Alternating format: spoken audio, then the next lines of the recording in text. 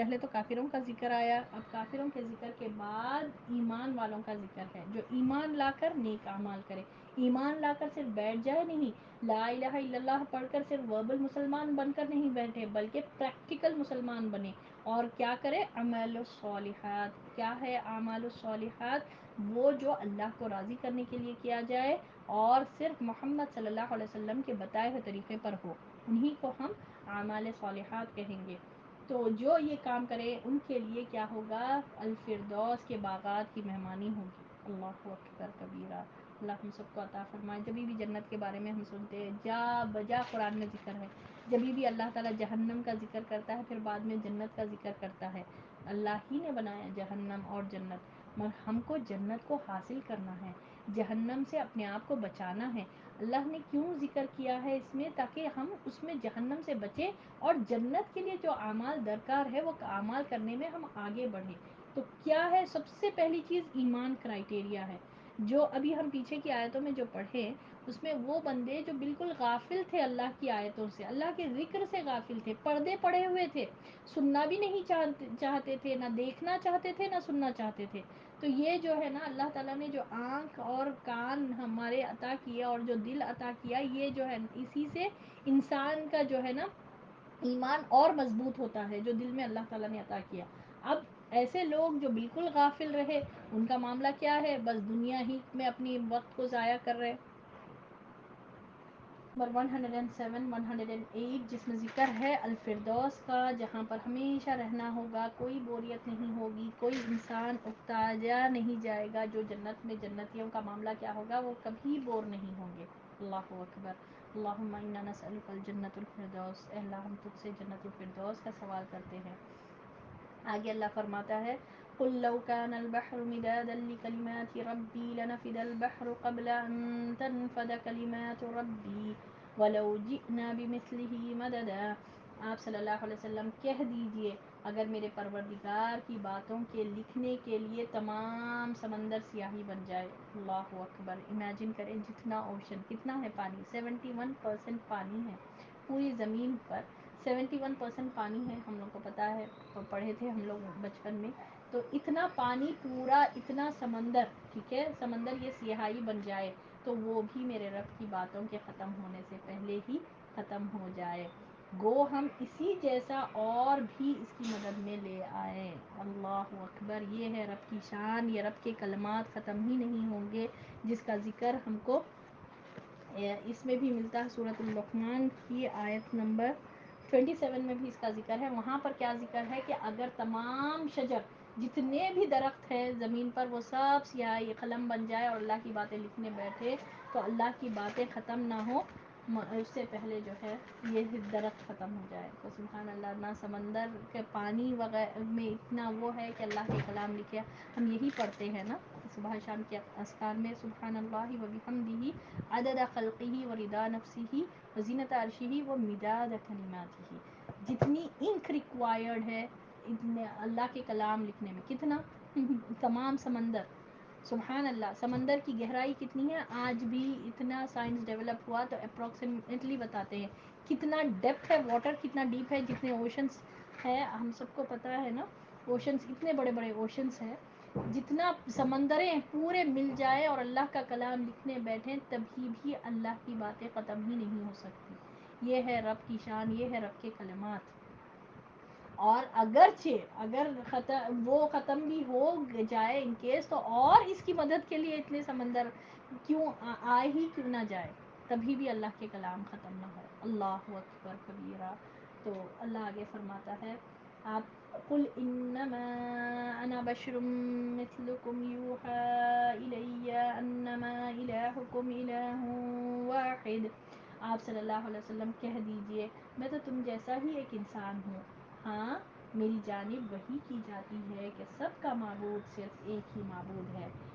عام انسان نہیں ہے بلکہ عام انسان سے بڑھ کر ہے، خاتم الانبیاء ہے، امام انبیاؤں کے سردار ہے محمد صلی اللہ علیہ وسلم. اور آپ صلی اللہ علیہ وسلم کو اللہ فرماتا ہے کہ آپ کہہ دیجئے کہ میں انسان تمہیں جیسا ہوں، میں کھاتا ہوں، میں پیتا ہوں، میں بازاروں میں جاتا ہوں، میں تمہیں جیسا ہوں. مگر ہاں، تمہارے اور میرے بیچ میں فرق بہت بڑا یہ ہے کہ میرے پاس وحی آتی ہے. اور میرے کو وہی کیا کی جاتی ہے کہ الہ صرف ایک ہے، ایک معبود، ٹھیک ہے، توحید، کہ ایک الہ کی عبادت، سبحان اللہ، میری طرف وہی کی جاتی ہے کہ صرف ایک ہی معبود ہے، سب کا معبود ایک ہی ہے۔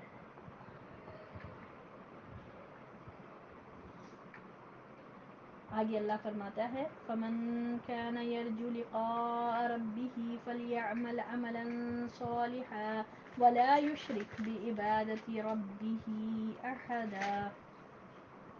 تو جسے بھی اپنے پروردگار سے ملنے کی آرزو ہو، اسے چاہیے کہ نیک اعمال کرے اور اپنے پروردگار کی عبادت میں کسی کو بھی شریک نہ کرے۔ اور جو آپ صلی اللہ علیہ وسلم کے وحی کے تعلیمات، یہ دیکھیں آپ صلی اللہ علیہ وسلم سے کہا جا رہا ہے کہ آپ کہہ دیجئے کہ میں انسان ہوں، تمہاری ہی طرح انسان ہوں، مگر ڈفرینس یہ ہے، سب سے بڑا میجر ڈفرینس یہ ہے کہ میرے پاس وحی آتی ہے کہ میں صرف کہوں کہ تم سب کا معبود صرف ایک ہی معبود ہے۔ اور جو کوئی چاہتا ہے کہ اپنے رب کی ملاقات کی آرزو رکھے، جس کے پاس بھی یہ آرزو ہے کہ میں اپنے رب سے ملوں، اسے چاہیے کہ کیا کرے، نیک اعمال کرے اور اپنے پروردگار کی عبادت میں کسی کو شریک نہیں کرے۔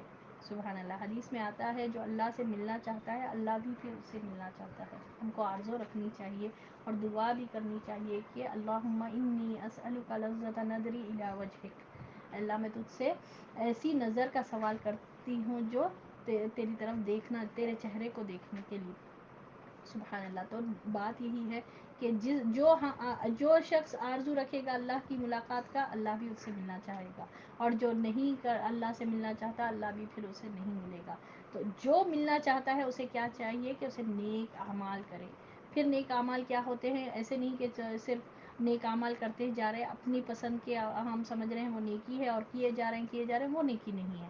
نیکی وہی ہے جو اللہ کے لیے خالص کی جائے اور محمد صلی اللہ علیہ وسلم کے بتائے ہوئے طریقے پر کیے جائے، اور اپنے رب کی عبادت میں کسی کو بھی شریک نہیں کرے۔ اللہ تعالیٰ نے فرمایا ہے شرک سب سے بڑا ظلم ہے، سورۃ اللقمان کی آیت ہے ان الشرک لظلم عظیم، بہت بڑا ظلم جو بندہ اپنے اوپر کرتا ہے وہ ہے شرک۔ تو اپنے رب کی عبادت میں کسی کو شریک نہیں کرے، اور یاد رکھیں عبادت میں اللہ کی اطاعت بھی شامل ہے، اللہ کے ہر وہ کام کا جس کا اللہ نے حکم دیا اس کو فوری کرنا، اور ہر وہ عمل جس کو اللہ نے منع کیا ہے اس کو چھوڑ دینا اللہ ہی کی خاطر۔ یہ تھا سورۃ الکہف، الحمدللہ بفضل اللہ یہاں پر مکمل ہوا۔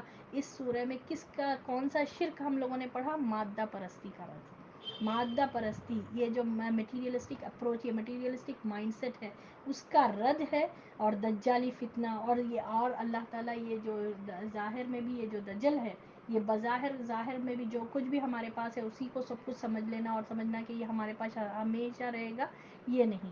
اللہ تعالیٰ ہم کو ہر قسم کے دجالی فتنے سے محفوظ فرمائے، ہر قسم کے دجل سے، دھوکے سے بچا کر، مادہ پرستی کے شرک سے بھی اللہ تعالیٰ ہم سب کو محفوظ فرمائے، اور اللہ تعالیٰ ہم سب کے بیٹھنے کو قبول فرما دے، اللہ تعالیٰ ہمارے اس پڑھنے کو، ہمارے سننے کو اللہ تعالیٰ قبول فرما دے، اور اس کا یعنی اس محفل کا شمار اللہ تعالیٰ اپنی بہترین محفل میں کرے، آمین یا رب العالمین۔ تھوڑی دیر دعا کر لیتے ہیں، الحمدللہ بفضل اللہ ہمارا مکمل ہوا، تو دعا بھی کر لیتے ہیں۔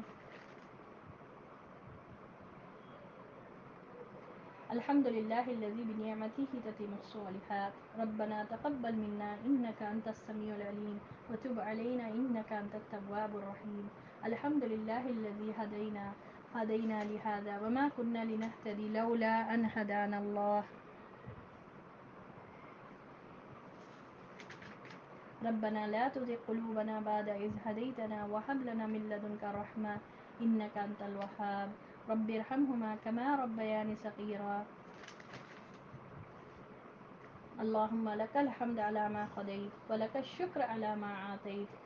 اللہ ہم اپنے تمام گناہوں کا اعتراف کرتے ہیں اور تیری ہی طرف رجوع کرتے ہیں، ہم تیری طرف استغفار کرتے ہیں۔ اللہ ہم کو ایسا خوف عطا فرما جو ہمارے اور ہمارے گناہوں کے درمیان حائل ہو جائے، اور ایسا یقین عطا فرما جو دنیا کی مصیبتیں، جس سے دنیا کی مصیبتیں آسان ہو جائے۔ اللہ تعالیٰ ہم کو اطاعت اور فرما برداری کی وہ کیفیت عطا فرما ہمیں جو تیری جنت کی طرف جانے میں ہماری مددگار ہو۔ اور اللہ تعالیٰ اس دنیا میں ہم کو اس حال میں زندہ رکھے جس میں ہم اپنی قوتوں کو اور اپنی آنکھوں کو اور اپنے کانوں سے ہم فائدہ اٹھانے والے بنے، اور ہماری مدد فرما ظالم لوگوں کے مقابلے میں۔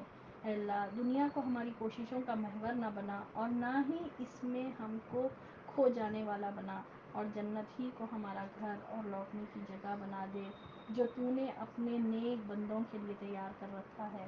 اے اللہ ہم کو زمین کے جس حصے میں بھی رکھ، امن اور ایمان اور صحت کے بہترین حالت میں رکھ۔ اے اللہ ہمارے دنیا کی بھی اصلاح کر دے جس میں ہماری معاش اور زندگی ہے، اور ہر خیر حاصل کرنے والا بنا دے، اور ہماری موت کو راحت کا ذریعہ بنا دے،